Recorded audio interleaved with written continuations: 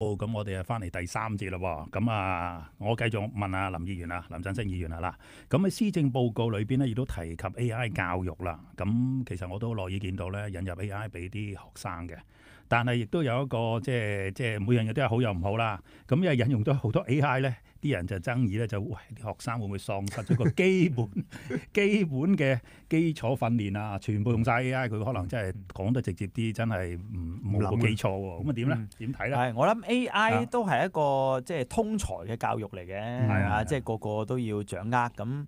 但係亦都唔係話你交功課咧就有 AI 搞掂就算噶嘛。即係有啲人講咧，議員嘅發言稿咧其實有 AI 咁都得啦。係喎，咁你開會前5分鐘有份稿，咁你咪照讀咯。但係其實又唔得噶嘛。咁個 AI 執出嚟嘅資料同我哋接觸嘅業界可能啲資料啊各樣個意見睇法都未必一樣噶嘛。其實咧最緊要都係你個人嘅思考，咁所以又未必會取代啦。咁但係我哋希望 AI 呢個教育係普及化，亦都希望咧唔會話一啲基層啲嘅學生出現數碼鴻溝，冇錯，即係有唔可以擁有一啲即係電腦嘅科技啊，因為經濟嘅問題啊，咁都希望呢度政府可以啲貧困嘅學生可以支援佢哋繼續學呢啲，即係減少嗰個數碼鴻溝啦。你社區客廳如果有啲導師可以教啲基層學生應用多啲 AI 啊，有啲設備啊，其實都係好事啊嘛。其實而家啲 AI 有啲都唔需要打字喎，你可以語言喎，講都得講啊，跟住佢講俾我聽，教你點做嘅喎。係啊，咁所以對啲即係唔係話學生啦，就算對啲中年人啊、老年人都好有幫助嘅喎。喺個培訓度。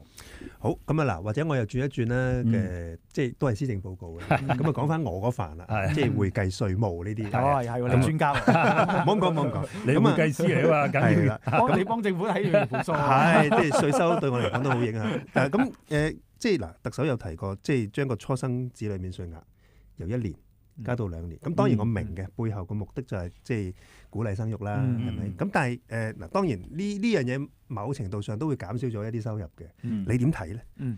其實我哋原本有另外一個建議就更加進取嘅，就係咧因為第2個小朋友咧就免稅額係再多啲，第3個小朋友咧又再多啲，即係一個累進式咁變咗有啲中產家庭咧，如果佢係真係生2個或者3個小朋友咧，呢度多啲免稅額咧，我諗對佢哋減輕壓力嘅幫助係會大好多嘅。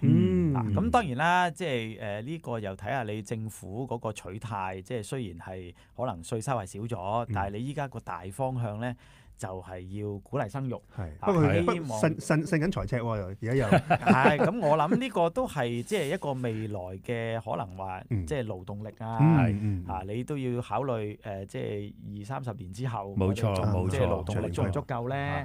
咁其實呢個都係一個即係長遠嘅投資啦。咁我覺得，既然政府都破天荒2年前都俾2萬蚊生育津貼啦，咁我諗咧，即係既然開咗個頭咧。之後呢度咧，再諗下點樣係聚焦少少，譬如呢個免稅額咧，就真係希望啲中產嘅家庭咧可以放心生育，政府都會支持你嘅。呢度嗱，咁我哋都講咗好多唔同嘅比較輕鬆啲嘅話題啦。今次講個嚴謹啲、嚴肅啲咯。嗱，施政報告咧提及咧，政府咧想進一步咧強化治理措施喎，包括咧部門首長責任制喎。咁呢個嗱，因為即係好坦白啦。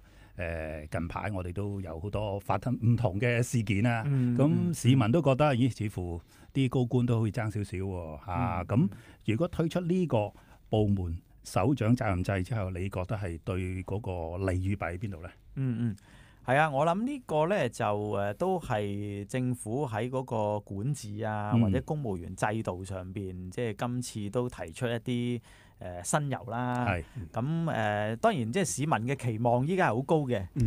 即係政府可能有一啲做得唔係咁好咧，咁即係市民梗係有期望啦，希望佢可以盡快改過啦。咁即係包括之前咧都話政府用水咧嗰個投標咧，好似出咗啲問題喎。咁係咪冇睇實咧？雖然即係初步嚟睇咧，會唔會涉及一啲詐騙啊？咁呢個要再去調查啦。咁但係即係有關部門係咪嗰個監察不足咧？仲可以做多啲措施咧？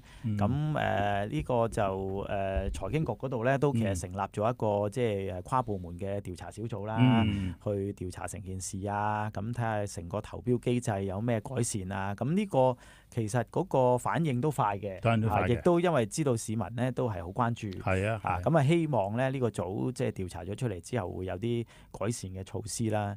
咁不過今次呢個咧其實就係針對因為以前咧就話分開咗兩部分啊嘛，問責官員咧就係司局長，咁係即係佢哋又唔係即係公務員編制嚇。雖然有啲咧以前都做過公務員，轉過嚟咁有啲就喺私人機構嗰度即係聘請翻嚟啦。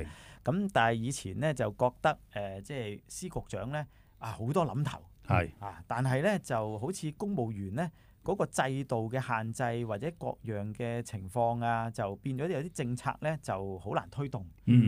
咁所以依家咧係唔係即係將兩個有一啲結合咧？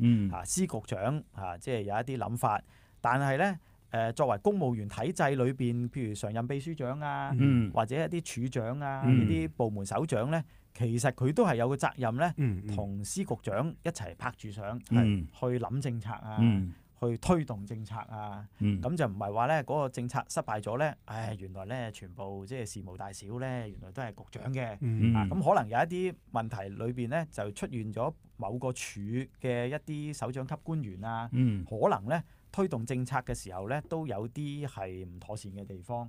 咁呢個咧就希望將兩者結合。就唔好話咧，即係司局長又還司局長即係公務員體系嘅處長啊、常任秘書長又即係另外即係好似唔關事咁樣咁希望咧係啦，就一個團隊一齊去諗政策、推動政策。咁林議員，我問你一個好直接個人嘅問題：你身為一個立法會議員啊，咁你點監察政府喺呢啲即係部門首長制嘅責任嗰度咧？咁我諗立法會其實依家都分咗好多小組啦。譬如我自己咧就喺嗰個公務小組啊。公務小組。咁公務小組主要咧就審議嗰啲發展嘅項目啦，或者有啲工程要撥款啦咁呢度咧就牽涉嗰個規劃即係咪到位啊？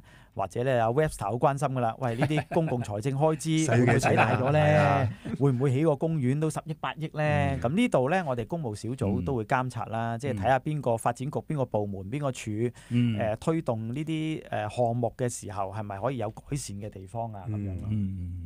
明白。咁講翻多少少啦，即係其實如果你係立法會議員嘅角度，呢一個新嘅強化咧，其實你希望做到啲咩效果出嚟咧？我哋就希望即係好似頭先咁講啦，真係令到司局長或者係公務員體制裏邊嘅高級公務員咧，都係可以一條心大家去推動呢個政策，就唔會話問責就政治問責就局長孭啦，咁呢啲就唔關我事啊，可能又未必係，即係成個一齊去推動呢個政策，大家都有個責任喺度咯。明白。咁今日好多謝阿林振昇議員啦，即係同我哋分享咗好多關於施政報告。多謝 Alex，多謝 Webster，多謝晒，thank you。